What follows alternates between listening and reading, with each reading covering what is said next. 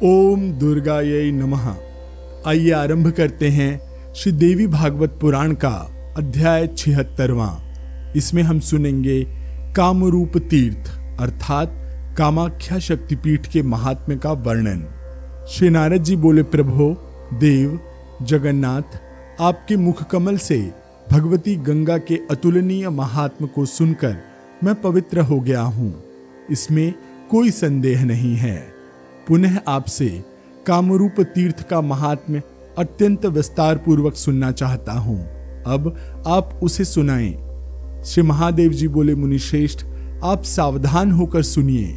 मैं कामरूप तीर्थ का महात्म्य बताता हूँ, जहाँ प्रत्यक्ष फल देने वाली साक्षात भगवती शिवा स्वयं विराजमान हैं। मृत्युलोक में इससे उत्तम कोई तीर्थ नहीं है, जहाँ गंधर्वों सहित देवगण तथा ब्रह्मादि श्रेष्ठ देवता प्रतिदिन आकर भक्तिपूर्वक पूजा करते हैं और जहाँ पृथ्वी पर लोगों के कल्याण के लिए योनि रूप में महामाया पूर्णा आदिशक्ति परमेश्वरी लीला पूर्वक विराजती हैं। मुनिश्रेष्ठ, पूर्व में भगवती के प्रत्यक्ष दर्शन की इच्छा रखने वाले पितामह ब्रह्मा, विष्णु तथा भगवान शंकर ने उस कामाक्ष क्षेत्र में तप किया था। पूर्व काल में जहां मुनिश्रेष्ठ वशिष्ठ ने पुरस्चरण करके मंत्र की सिद्धि प्राप्त कर ली और वे दूसरे सृष्टिकर्ता की भांति हो गए। मुनिश्रेष्ठ, जो अन्य देवता ऋषिगण तथा सिद्धगण अव्याहत आज्ञा वाले हुए हैं, वे सभी भगवती कामाख्या की कृपा से ही हुए हैं। वे भगवती कामाख्या के महामंत्र का जप करके मंत्र सिद्ध हुए। उन्होंने आकाश में विचरण करने की शक्ति प्राप्त की तथा देवताओं के द्वारा पूज्य हो गए। मुनिश्रेष्ठ, मनुष्य योनि रूपा अति गोपनीय भगवती कामाख्या का दर्शन, स्पर्श और पूजन करके जीवन मुक्त हो जाता है और दूसरे शंकर की तरह पृथ्वी तल पर विचरण करता है। नारद, वह देवताओं को भी दंडित तथा पुरस्कृत करने में समर्थ हो जाता है। मुने, इंद्र आदि सभी प्रमुख देवगण उसकी आज्ञा के अधीन हो जाते हैं। उसके लिए तीनों लोकों में कुछ भी असाध्य नहीं है। जो मनुष्य योनि मंडल में जाकर परम देवी त्रिपुर भैरवी अर्थात कामाख्या को भक्ति पूर्वक प्रणाम करता है, उसका ही जन्म सफल होता है। ब्रह्म हत्या करने वाला मनुष्य भी भगवती कामाख्या के पुण्य क्षेत्र का स्पर्श करने मात्र से उनकी कृपा से क्षण भर में पाप से मुक्त हो जाता है, इसमें कोई संदेह नहीं है। वत्स, भगवती कामाख्या का दर्शन देवताओं के लिए भी दुर्लभ है। जो व्यक्ति उनका दर्शन करता है वह देवताओं के द्वारा विशेष रूप से पूजित होता है। हजारों जन्म जन्मांतर में किए हुए संचित पाप समूह भगवती कामाख्या के दर्शन मात्र से क्षण भर में ही भस्मीभूत हो जाते हैं। वत्स, इस पृथ्वी तल पर देवी भगवती कामाख्या के शक्तिपीठ के समान कोई तीर्थ नहीं है। यह गोपनीय रहस्य आपको अन्यत्र प्रकाशित नहीं करना चाहिए। मुने, इस भारतवर्ष में भगवती सती के अंग प्रत्यंग के गिरने से यह देश मनुष्यों के पापों का नाश करने वाला तथा पुण्यमय है। भगवती के सभी अंगों में योनि अंग सर्वश्रेष्ठ है, क्योंकि वे देवी योनि रूप में सभी स्त्रियों में अवस्थित हैं। वह योनि जिस स्थान पर गिरी वहां साक्षात स्वयं भगवती सती प्रतिष्ठित हैं। इस पृथ्वी पर उसके समान पुण्यदायक कोई स्थान नहीं है। सिद्धों, गंधर्वों, देवताओं, किन्नरों और राक्षसों के आराध्य भगवान शंकर वाराणसी क्षेत्र में प्राणियों को मुक्ति देने वाले हैं। वे भगवान शंकर भी जहां महेश्वरी कामाख्या के पास प्रतिदिन आकर मुक्ति प्रदान करने की सामर्थ्य प्राप्त करने की आकांक्षा करते हैं, उससे बढ़कर अन्य पवित्र स्थान कोई नहीं है। जिसने श्री योनि मंडल तीर्थ की प्रदक्षिणा कर ली, उसने तीनों लोकों की पूर्ण रूप से प्रदक्षिणा कर ली। जो भगवती कामाख्या का निर्माल्य सिर पर धारण करता है, वह देवताओं के द्वारा पूजित भैरव के समान विचरण करता है। इस पृथ्वी तल पर कहीं भी उसको भय नहीं है। उसके भय से भय प्रदान करने वाले बहुत दूर भाग जाते हैं। महामुने, जिस किसी के द्वारा देवी भगवती का दिया गया प्रसाद प्राप्त होते ही ग्रहण कर लेना चाहिए, इसमें विचार करने की आवश्यकता नहीं है।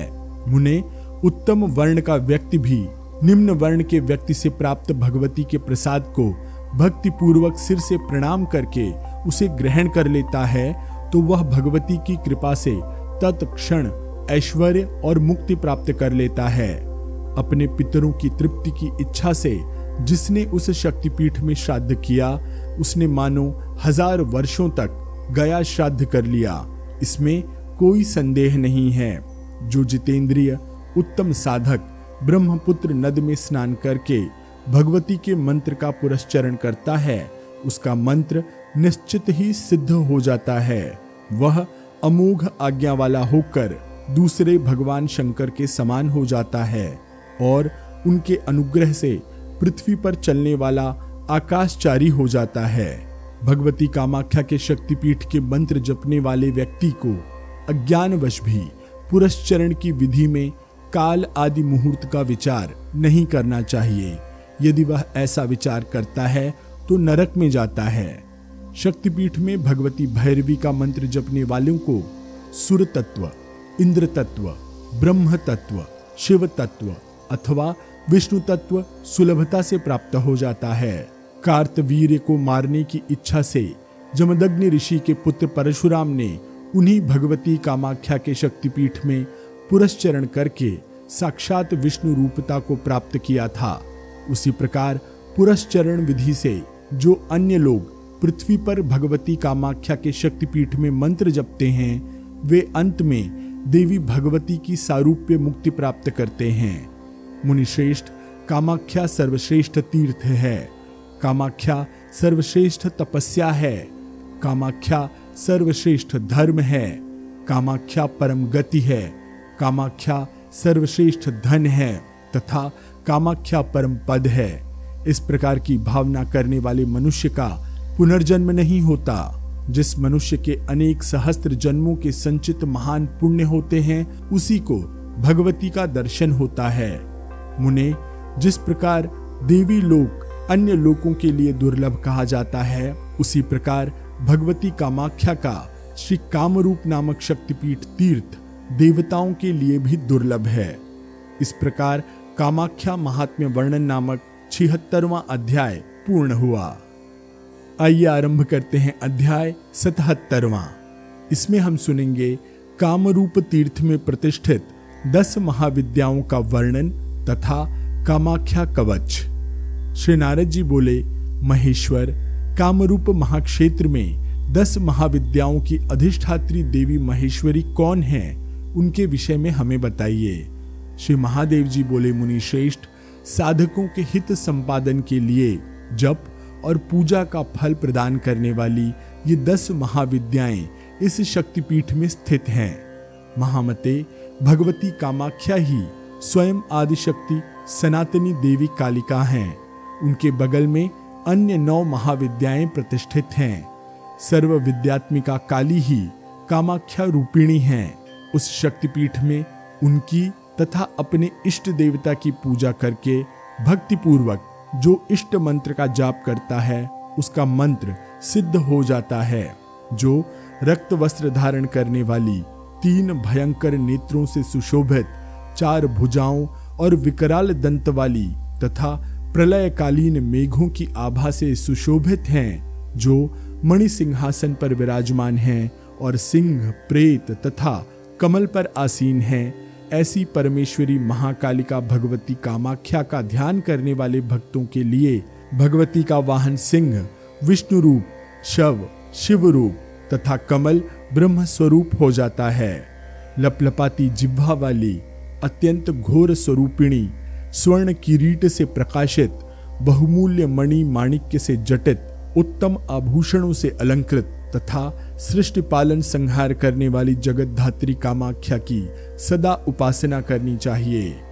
नारद, इस महापीठ के वाम भाग में भगवती तारा, दक्षिण भाग में भुवनेश्वरी, अग्निकोण में षोडशी विद्या, नैऋत्य कोण में स्वयं भैरवी, वायव्य कोण में छिन्न माता, पृष्ठ भाग में बगलामुखी, ईशान कोण में सुंदरी विद्या, ऊर्ध्व भाग में मातंग नायिका तथा दक्षिण भाग में धूमावती विद्या प्रतिष्ठित हैं। नीचे के भाग में भस्माचल स्वरूप स्वयं भगवान शंकर विराजमान हैं। पितामह ब्रह्मा तथा भगवान विष्णु और जो अन्य प्रमुख देवता हैं वे सभी शक्ति से समन्वित होकर भगवती कामाख्या के लोक दुर्लभ शक्तिपीठ में निरंतर प्रतिष्ठित रहते हैं। मुनिश्रेष्ठ, भगवती को परम प्रसन्न करने की इच्छा वाला जो जितेंद्रिय व्यक्ति भक्तिपूर्वक अपनी शक्ति के अनुसार प्राप्त वैभव के अनुकूल विविध उपचार से शक्तिपीठ में परिकर सहित भगवती की पूजा करता है, उसको पुनर्जन्म की आशंका नहीं रहती। जो व्यक्ति भक्तिभाव से महादेवी भगवती को बिल्व पत्र अर्पित करता है, उसे साक्षात सर्वलोकेश्वरेश्वर शंकर ही जानना चाहिए। 3 पत्ते वाला बिल्व पत्र ब्रह्मा, विष्णु और शिवात्मक है। यह जड़ चेतन रूप समस्त संसार उससे व्याप्त है। मुनिश्रेष्ठ, जो व्यक्ति उस बिल्व पत्र को पूर्णा भगवती देवी को अर्पण करता है, उसे संपूर्ण संसार का दान करने का फल प्राप्त हो जाता है। वह उत्तम मनुष्य पूर्ण काम होकर पृथ्वी पर विचरण करता है। उसका यह जन्म कृतार्थ हो जाता है तथा कहीं पुनर्जन्म नहीं होता। महामते, भगवती के उस शक्तिपीठ में शरीर में भस्म लगाकर भक्तिपूर्वक जो व्यक्ति भस्माचल स्वरूप भगवान शंकर की पूजा करता है, वह मनचाहा भोग प्राप्त कर परम मोक्ष को प्राप्त करता है। शैव, शाक्त तथा वैष्णव को सर्वदा रुद्राक्ष धारण किए रहना चाहिए। रुद्राक्ष से युक्त होकर जो व्यक्ति कर्म करता है वह महापुण्य प्राप्त करता है। भगवती कामाख्या के शक्तिपीठ में रुद्राक्ष धारण किया हुआ व्यक्ति संहार कारक भगवान रुद्र की पूजा कर रुद्रत्व को प्राप्त करता है, इसमें कोई संदेह नहीं है। भगवती कामाख्या के शक्तिपीठ में अमावस्या, चतुर्दशी, अष्टमी तथा तिथि क्षय होने पर या नवमी तिथि की रात्रि में भगवती भैरवी का साहसपूर्वक जो जितेंद्रिय व्यक्ति निर्भय होकर मंत्र जपता है, उसे निश्चित ही भगवती का प्रत्यक्ष दर्शन होता है। आत्म संरक्षा तथा मंत्र सिद्धि के लिए जो व्यक्ति देवी भगवती के कवच का पाठ करता है, उस व्यक्ति को कभी भय नहीं होता। मुनिश्रेष्ठ, इसलिए पूर्व में मनुष्य को रक्षा विधान करके निर्भीक होकर सावधानी पूर्वक अपने इष्ट मंत्र का जप करना चाहिए। नारद जी बोले, महेश्वर, महाभय को दूर करने वाला भगवती कामाख्या का कवच कैसा है, वह अब हमें बताएं। श्री महादेव जी बोले, सुरश्रेष्ठ, भगवती कामाख्या का परम गोपनीय महाभय को दूर करने वाला तथा सर्व मंगलदायक वह कवच सुनिए, जिसकी कृपा तथा स्मरण मात्र से सभी योगिनी, डाकिनी गण, विघ्नकारी राक्षसियां तथा बाधा उत्पन्न करने वाले अन्य उपद्रव, भूख, प्यास, निद्रा तथा अन्य विघ्नदायक दूर से ही पलायन कर जाते हैं। इस कवच के प्रभाव से मनुष्य भय रहित, तेजस्वी तथा भैरव तुल्य हो जाता है। जब होम आदि कर्मों में समासक्त मन वाले भक्त की मंत्र तंत्रों में सिद्धि निर्विघ्न हो जाती है। कामाख्या कवच। काम रूप में निवास करने वाली भगवती तारा पूर्व दिशा में, षोडशी देवी अग्निकोण में तथा स्वयं धूमावती दक्षिण दिशा में रक्षा करें। नैऋत्य कोण में भैरवी, पश्चिम दिशा में भुवनेश्वरी और वायव्य कोण में भगवती महेश्वरी छिन्न माता निरंतर मेरी रक्षा करें। उत्तर दिशा में श्री विद्या देवी बगलामुखी तथा ईशान कोण में महात्रिपुर सुंदरी सदा मेरी रक्षा करें। भगवती कामाख्या के शक्तिपीठ में निवास करने वाली मातंगी विद्या ऊर्ध्व भाग में और भगवती कालिका कामाख्या स्वयं सर्वत्र मेरी नित्य रक्षा करें। ब्रह्मरूपा महाविद्या सर्व विद्यामयी स्वयं दुर्गा सिर की रक्षा करें और भगवती श्री भवगेहिनी मेरे ललाट की रक्षा करें। त्रिपुरा दोनों भौहों की, शर्वाणी नासिका की, देवी चंडिका आँखों की तथा नील सरस्वती दोनों कानों की रक्षा करें। भगवती सौम्यमुखी मुख की, देवी पार्वती ग्रीवा की और जिह्वा ललन भीषणा देवी मेरे जिह्वा की रक्षा करें। वाग्देवी वदन की, भगवती महेश्वरी वक्षस्थल की, महाभुजा दोनों बाहु की तथा सूरेश्वरी हाथ के अंगुलियों की रक्षा करें। भीमास्या पृष्ठभाग की, भगवती दिगंबरी कटि प्रदेश की और महाविद्या महोदरी सर्वदा मेरे उदर की रक्षा करें। महादेवी उग्रतारा जंघा और उरुओं की एवं सुरसुंदरी गुदा, अंडकोश, लिंग तथा नाभि की रक्षा करें। भवानी त्रिदशेश्वरी सदा पैर की अंगुलियों की रक्षा करें और देवी शवसना रक्त, मांस, अस्थि, मज्जा आदि की रक्षा करें। भगवती कामाख्या के शक्तिपीठ में निवास करने वाली, महाभय का निवारण करने वाली देवी महामाया भयंकर महाभय से रक्षा करें। भस्माचल स्थित दिव्य सिंहासन पर विराजमान रहने वाली श्री कालिका देवी सदा सभी प्रकार के विघ्नों से रक्षा करें। जो स्थान कवच में नहीं कहा गया है अतएव रक्षा से रहित है, उन सब की रक्षा सर्वदा भगवती सर्वरक्षणकारिणी करें। मुनिश्रेष्ठ, मेरे द्वारा आपसे कहा गया सभी प्रकार की रक्षा करने वाला भगवती कामाख्या का जो यह उत्तम कवच है वह अत्यंत गोपनीय एवं श्रेष्ठ है। इस कवच से रक्षित होकर साधक निर्भय हो जाता है। मंत्र सिद्धि का विरोध करने वाले भयंकर भय उसका कभी स्पर्श तक नहीं कर सकते हैं। महामते, जो व्यक्ति इस महान कवच को कंठ में अथवा बाहु में धारण करता है उसे निर्विघ्न मनोवांछित सिद्धि मिलती है। वह अमोघ आज्ञा वाला होकर सभी विद्याओं में प्रवीण हो जाता है तथा सभी जगह दिनानुदिन मंगल और सुख प्राप्त करता है।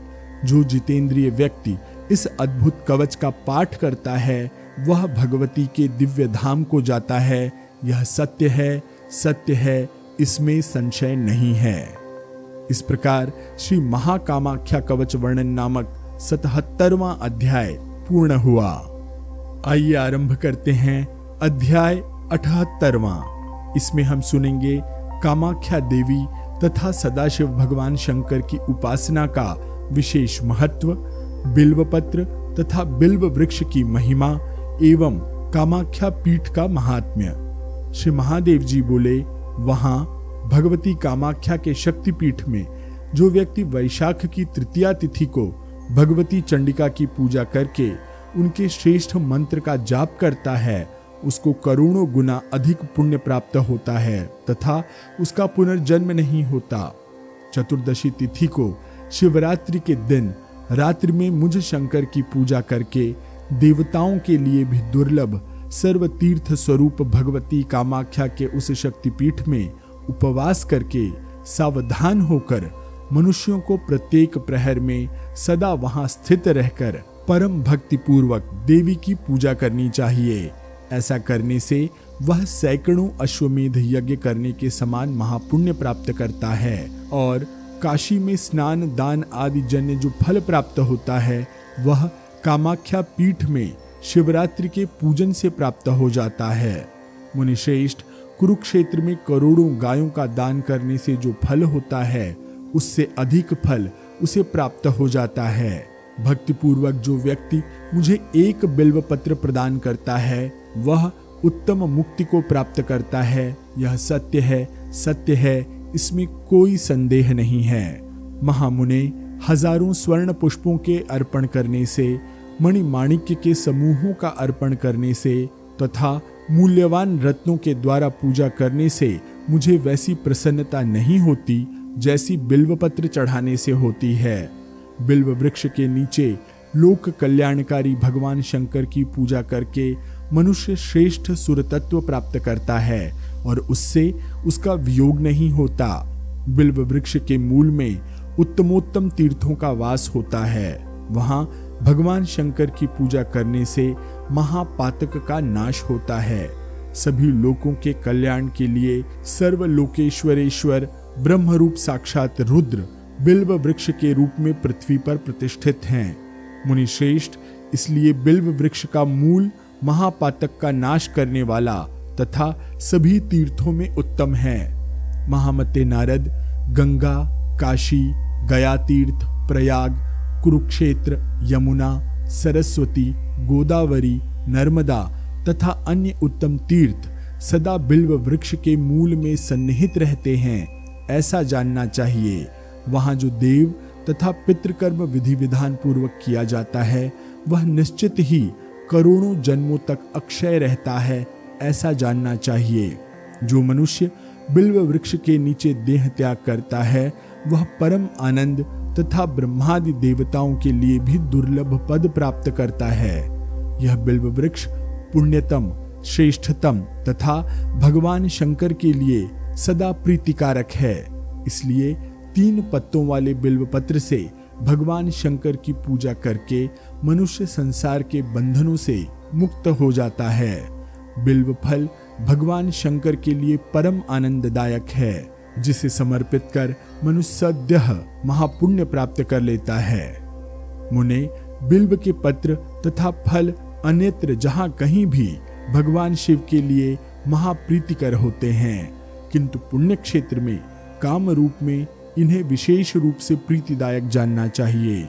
मुने, आपसे अन्य क्या कहूँ, भगवती कामाख्या के शक्तिपीठ से बढ़कर महापुण्य फल प्रदायक कहीं कोई दूसरा स्थान नहीं है। चैत्र मास के शुक्ल पक्ष में अष्टमी तिथि के दिन सर्व तीर्थ में शुभ लौहित्य अर्थात ब्रह्मपुत्र नद में विधिवत स्नान करके उसके जल से जो व्यक्ति भक्ति पूर्वक जगदम्बिका कामाख्या देवी की पूजा करता है वह संसार के बंधनों से मुक्त हो जाता है।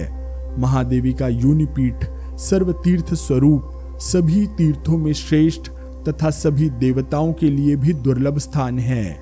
सर्वदेवमयी भगवती पूर्णा जहाँ साक्षात पूज्यतमा है, सर्व तीर्थ में ब्रह्मपुत्र नद भी पुण्यप्रद और दुर्लभ है। महापुण्यदायी अष्टमी तिथि भी परम दुर्लभ है। इन तीनों का योग बहुत पुण्य संचय से जिसे मिलता है उसके पृथ्वी पर पुनः जन्म की आशंका ही नहीं रहती। भगवती कामाख्या के उस शक्तिपीठ में जो व्यक्ति भक्ति पूर्वक ब्रह्मपुत्र नद के जल से अपने पितरों का तर्पण करता है उसके सभी पितर निर्विकार ब्रह्मलोक को प्राप्त करते हैं। मुनिश्रेष्ठ, वहां किए गए अन्य तप तथा दान भी पुण्य फलदायी हैं, जो अन्य हजारों तीर्थों में किए उन कार्यों से अधिक पुण्य फल प्रदान करने वाले होते हैं। इस संसार में जिस प्रकार शिवप्रिया भगवती भवानी पूज्यतमा हैं, पत्रों में तुलसी पत्र और बिल्व पत्र श्रेष्ठ है, जैसे लीलाधारियों में गदाधर भगवान विष्णु श्रेष्ठ हैं, उसी प्रकार सभी तीर्थों में कामाख्या का श्री योनिपीठ श्रेष्ठ है। नारद, जो व्यक्ति योनिपीठ तीर्थराज के इस महात्म्य को सुनता है वह देवी के परम पद को प्राप्त कर लेता है। नारद, इस प्रकार मैंने योनिपीठ तीर्थराज के अत्यंत गोपनीय महात्म्य को बताया। पुनः आप क्या सुनना चाहते हैं? इस प्रकार योनिपीठ महात्म्य वर्णन नामक 78वां अध्याय पूर्ण हुआ। आइए आरंभ करते हैं अध्याय 79वां। इसमें हम सुनेंगे तुलसी, बिल्व और आंवला वृक्ष का महात्म्य। श्री नारद जी बोले, परमेश्वर, महान पातकों का नाश करने वाले योगिनी पीठ तीर्थ का महात्म्य आपके मुख कमल से मैंने सुना। ईश्वर, आपने जो श्रेष्ठ महापुण्यदायक बिल्व पत्र का महात्म्य संक्षेप में वहां पर बताया वह भी मैंने सुना। अब मैं तुलसी पत्र का परम अद्भुत महात्म्य सुनना चाहता हूँ तथा महादेव संक्षेप में रुद्राक्ष और भगवान शिव की पूजा के विषय में भी संक्षेप में मुझे उपदेश दें। श्री महादेव जी बोले, महामते, तुलसी का महात्म्य संक्षेप में सुनिए, जिसे सुनकर मनुष्य सभी पापों से मुक्त हो जाता है। सभी लोगों के रक्षक, विश्वात्मा, विश्वपालक भगवान पुरुषोत्तम ही तुलसी वृक्ष के रूप में प्रतिष्ठित हैं। दर्शन, स्पर्श, नाम संकीर्तन, धारण तथा प्रदान करने से भी तुलसी मनुष्यों के सभी पापों का सर्वदा नाश करती है। प्रातः उठकर स्नान करके जो व्यक्ति तुलसी वृक्ष का दर्शन करता है उसे सभी तीर्थों के संसर्ग का फल निसंदेह प्राप्त हो जाता है। श्री पुरुषोत्तम क्षेत्र में भगवान गदाधर के दर्शन करने से जो पुण्य प्राप्त होता है वही तुलसी वृक्ष के दर्शन करने से प्राप्त होता है। मुने, वही दिन शुभ कहा गया है जिस दिन तुलसी वृक्ष का दर्शन होता है, और तुलसी वृक्ष का दर्शन करने वाले व्यक्ति को कहीं से भी विपत्ति नहीं आती।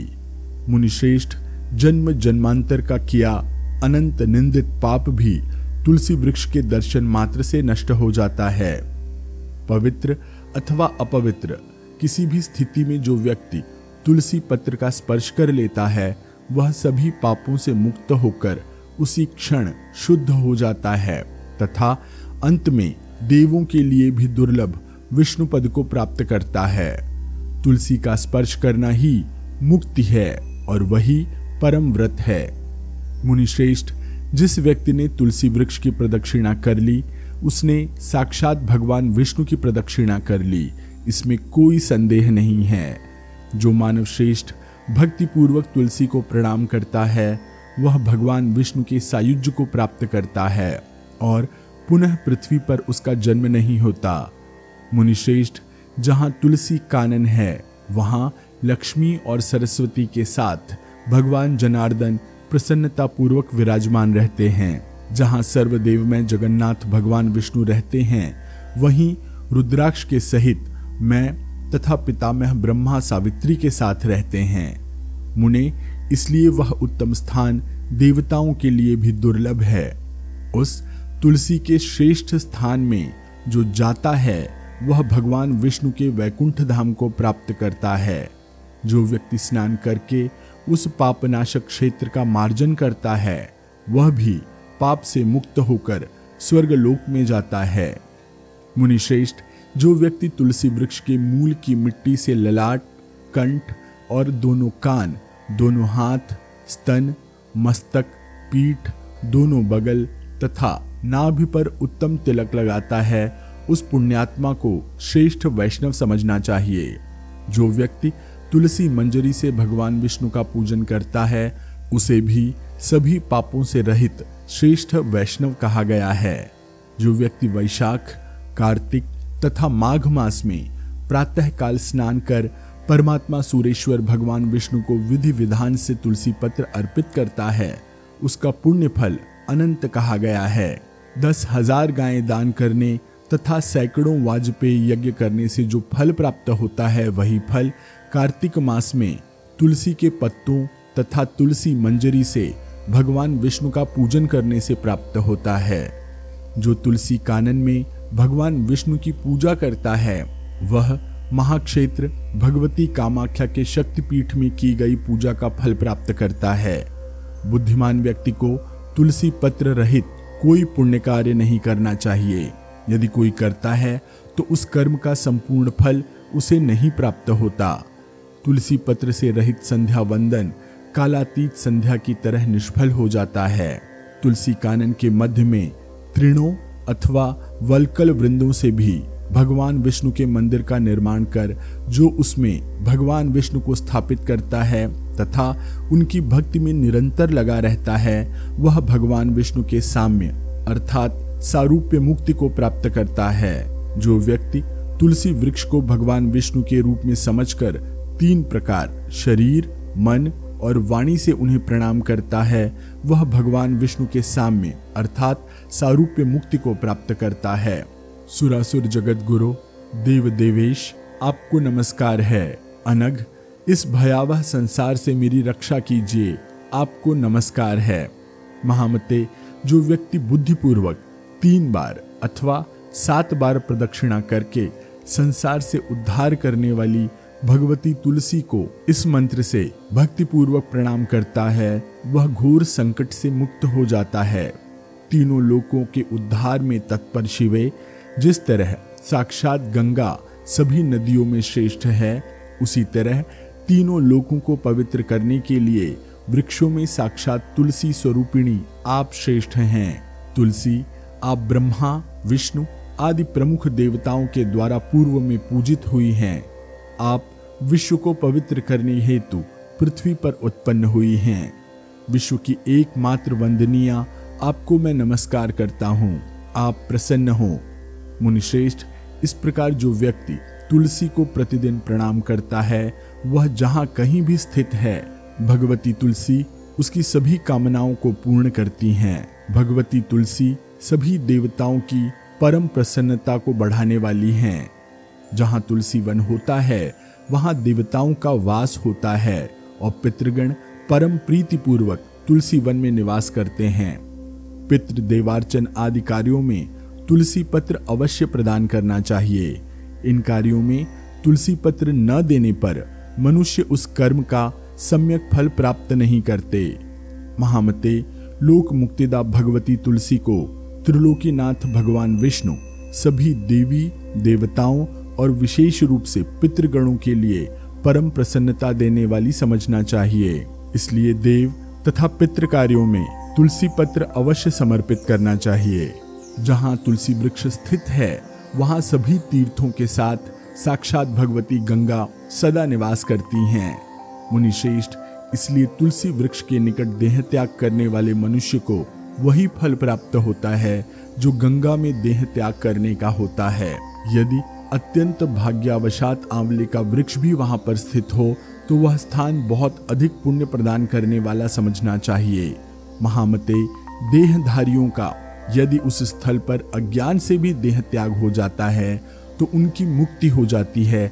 यह बात सत्य है, इसमें संशय नहीं है। जहाँ इन दोनों अर्थात तुलसी और आंवले के निकट बिल्व वृक्ष भी है, वह स्थान साक्षात वाराणसी के समान महातीर्थ स्वरूप है। उस स्थान पर भगवान शंकर, देवी भगवती तथा भगवान विष्णु का भक्ति भाव से किया गया पूजन महापातकों का नाश करने वाला तथा बहुपुण्य प्रदायक जानना चाहिए। जो व्यक्ति वहां एक बिल्व पत्र भी भगवान शंकर को अर्पण कर देता है वह साक्षात भगवान शिव के दिव्य लोक को प्राप्त करता है। महामते, उसी प्रकार तुलसी पत्र तथा धात्री पत्र अर्थात आंवले के पत्तों द्वारा भगवान विष्णु की पूजा करने से वह व्यक्ति भगवान विष्णु की सायुज्य मुक्ति को प्राप्त कर लेता है। यह सत्य है। जो व्यक्ति वहां भगवान विष्णु, भगवान शिव अथवा देवी भगवती को एक बिल्व पत्र अर्पण करता है वह भी पाप से मुक्त हो जाता है। मनुष्य वहां प्राण त्याग कर उस क्षेत्र के प्रभाव से मोक्ष प्राप्त करता है तथा उसका पुनर्जन्म नहीं होता। मुनिश्रेष्ठ, इस प्रकार मैंने इनका महात्म्य संक्षेप में आपसे कहा। जो मनुष्य इस महात्म्य को सुनता है वह भी स्वर्गलोक प्राप्त करता है।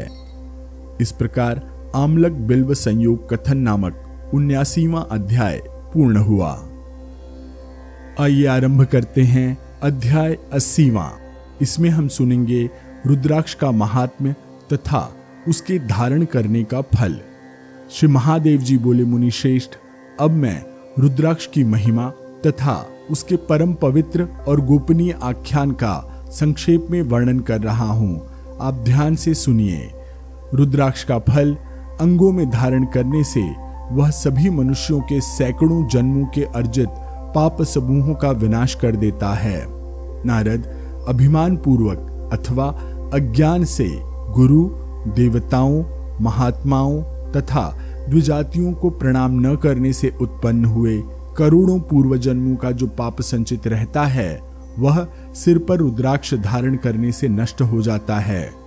लोभ से, असत्य भाषण अथवा उच्छिष्ट आदि पदार्थों के भक्षण और सुरापान से होने वाले करोड़ों जन्मों का जो पाप होता है वह कंठ में रुद्राक्ष के धारण करने से विनष्ट हो जाता है।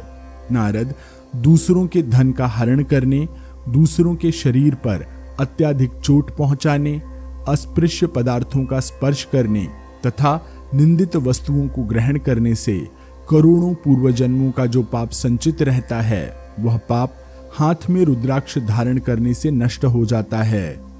निंदनीय बातों को सुनने से पूर्व जन्मों का जो संचित पाप होता है वह कान में रुद्राक्ष धारण करने से विनष्ट हो जाता है। परस्त्री गमन, ब्रह्म हत्या तथा वैदिक नित्य कर्मों के त्याग करने से अनेक पूर्व जन्मों का जो भी पाप संचित रहता है वह पाप शरीर में जहां कहीं भी रुद्राक्ष धारण करने से नष्ट हो जाता है। रुद्राक्ष से भूषित व्यक्ति को देखकर जो मनुष्य उसे प्रणाम करता है वह सैकड़ों पाप करने पर भी पाप मुक्त हो जाता है। रुद्राक्ष धारण करने वाला मनुष्य देवताओं में पूज्यतम, साक्षात दूसरे महारुद्र की भांति पृथ्वी तल पर निर्भय होकर विचरण करता है। जो मनुष्य एक भी रुद्राक्ष धारण करके भगवान शिव, भगवती परमेश्वरी अथवा भगवान विष्णु का पूजन करता है, वह भी शिव सायुज्य प्राप्त कर लेता है। मुनिश्रेष्ठ, जो मनुष्य बिना रुद्राक्ष धारण किए अज्ञानवश कोई भी पितृ अथवा देव कर्म करता है, वह उसका फल नहीं प्राप्त करता है और वह कर्म भी व्यर्थ कहा गया है। जो मनुष्य रुद्राक्ष की माला से शिव तथा दुर्गा के मंत्र का जप करता है, वह महादेव की कृपा से स्वर्ग जाता है। रुद्राक्ष से रहित होकर काशी, गंगा क्षेत्र अथवा अन्य तीर्थ क्षेत्र में कभी भी कोई धार्मिक कर्म नहीं करने चाहिए। मुनिश्रेष्ठ, जिस मनुष्य के घर में एक मुखी रुद्राक्ष रहता है, उसके घर में भली भांति स्थिर होकर लक्ष्मी निवास करती हैं। मुनिश्रेष्ठ, जो मनुष्य कंठ में अथवा भुजा पर एक मुखी रुद्राक्ष को धारण करता है, उसके दुर्भाग्य का उदय नहीं होता और न तो उसकी अकाल मृत्यु होती है। अत्यंत कठिनता से प्राप्त होने वाले भगवान शिव उस पर प्रसन्न हो जाते हैं। वह मनुष्य जो भी श्रेष्ठ धर्म तथा कर्म करता है, वह महान फलदायक होता है। रुद्राक्ष धारण करने वाला मनुष्य जहां कहीं भी अपने देह का त्याग करके निश्चय ही स्वर्ग प्राप्त करता है, इसमें लेश मात्र भी संशय नहीं है। गंगा में रुद्राक्ष धारण विशेष रूप से फल प्रदान करता है और काशी में उससे भी अधिक फल समझना चाहिए। इस संबंध में आपसे और क्या कहूँ।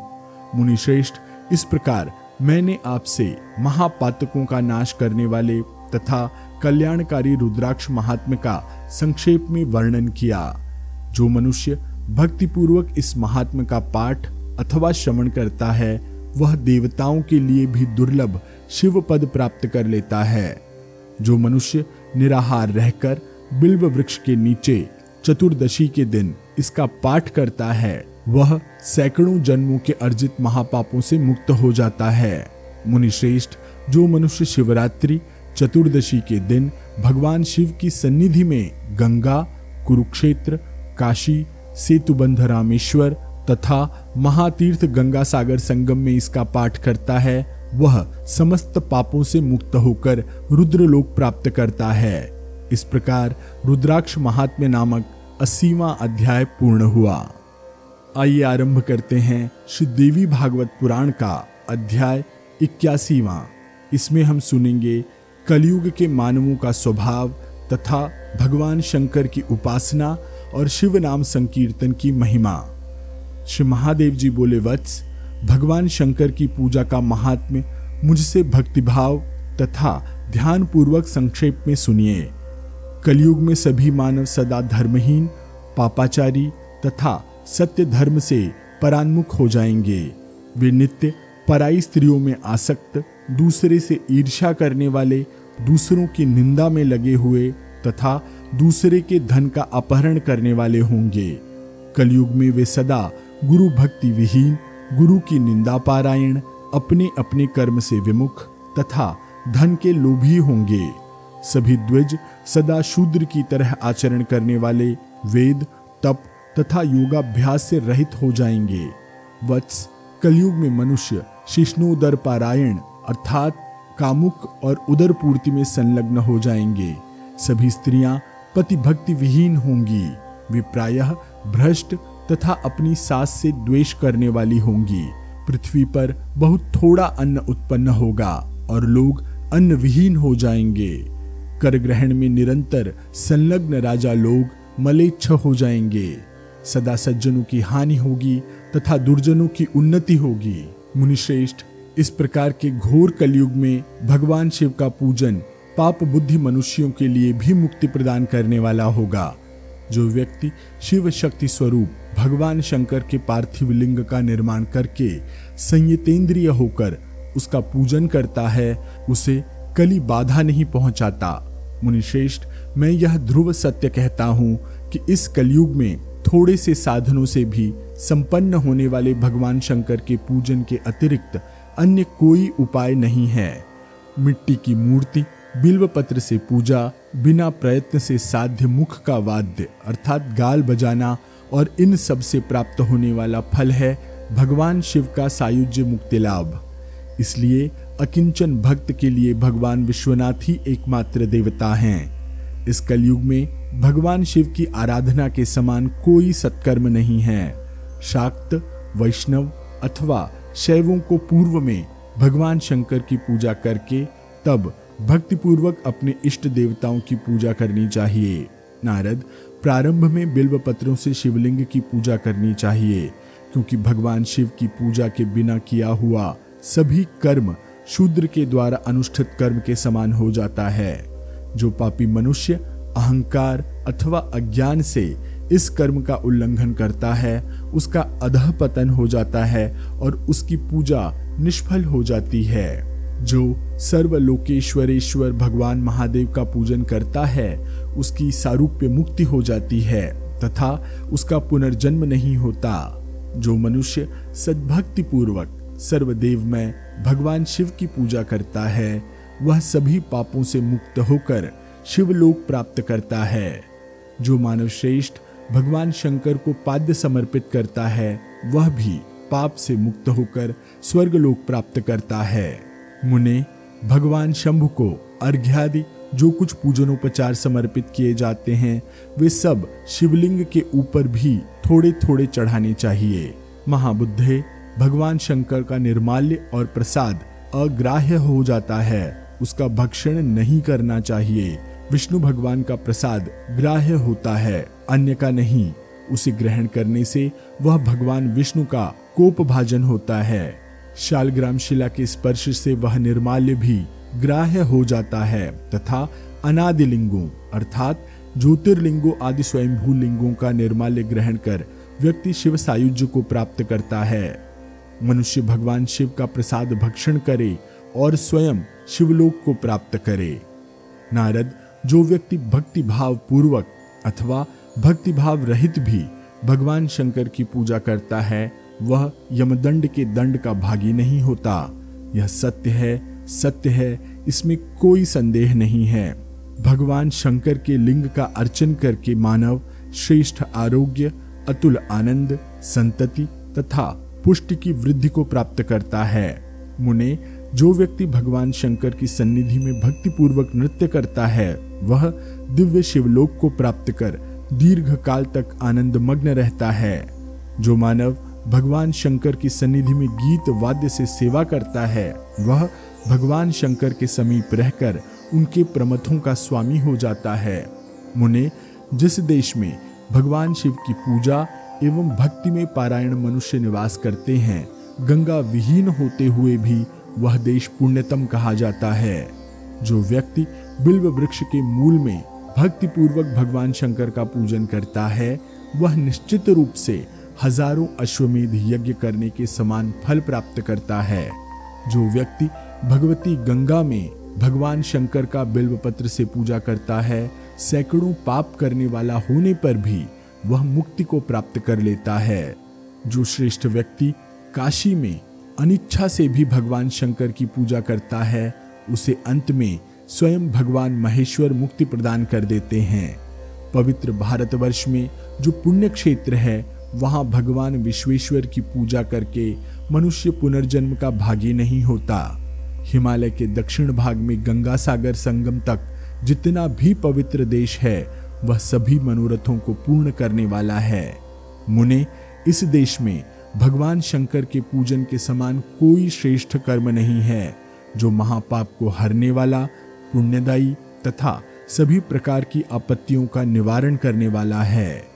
महामुने, अनेक शास्त्रों में मनुष्यों के पापों को हरने वाले असंख्य पुण्यदायक कर्म बताए गए हैं। उनमें भगवान शंकर के पूजन, शिव नाम संकीर्तन तथा भगवती दुर्गा के नाम संकीर्तन को विशेष रूप से उत्तमोत्तम कहा जाना चाहिए।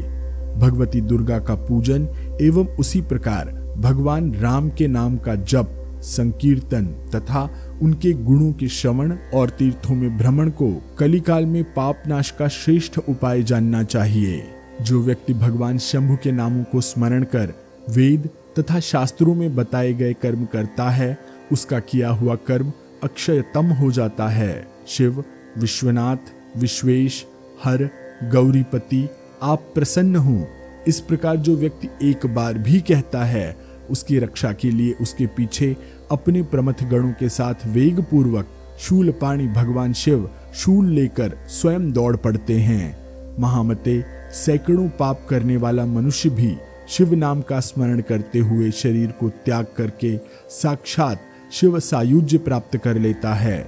महामते, जहां कहीं रहकर जो व्यक्ति भगवान शंकर का स्मरण करता है, वहीं सभी तीर्थों का निवास हो जाता है। मुनिश्रेष्ठ, जो आपने पूछा वह महापाप को हरने वाला, पुण्यदायक तथा सभी प्रकार के मंगल को प्रदान करने वाला प्रसंग मैंने कह दिया। जो मनुष्य श्रद्धा सहित इसको पढ़ता या सुनता है, वह सभी पापों से मुक्त होकर श्रेष्ठ पद को प्राप्त करता है। व्यास जी बोले, जैमिने, इस खंड में देवर्षि नारद के द्वारा पूछने पर स्वयं भगवान शिव ने इतना कहा जो पुण्यदायक और परम शोभनीय है। जो मानव भक्ति पूर्वक इसको पढ़ता या सुनता है, वह अभिष्ट भोगों को भोग कर अंत में मोक्ष को प्राप्त करता है। महामते, भगवान शूलपाणी शंकर के द्वारा मुनीश्वर नारद जी के लिए कहा गया यह प्रसंग अत्यंत गोपनीय और श्रेष्ठ है। जिसके घर में यह ग्रंथ स्थित रहता है, उसे आपत्तियां कभी स्पर्श नहीं करती। जैमिने, जो इस उत्तम आख्यान को भगवान विष्णु के समीप भक्तिपूर्वक सुनता है, उसी क्षण उसका पाप नष्ट हो जाता है। इस परम आख्यान के श्रवण से अनेक करोड़ जन्म जन्मांतरों के संचित पाप पुंज को भी त्याग कर मनुष्य मोक्ष प्राप्त कर लेता है। इस प्रकार श्री महादेव देवर्षि नारद प्रश्नोत्तर कथन नामक 81वां अध्याय पूर्ण हुआ। इसी के साथ महाभागवत देवी पुराण नामक महापुराण भी यहाँ पर पूर्ण हुआ।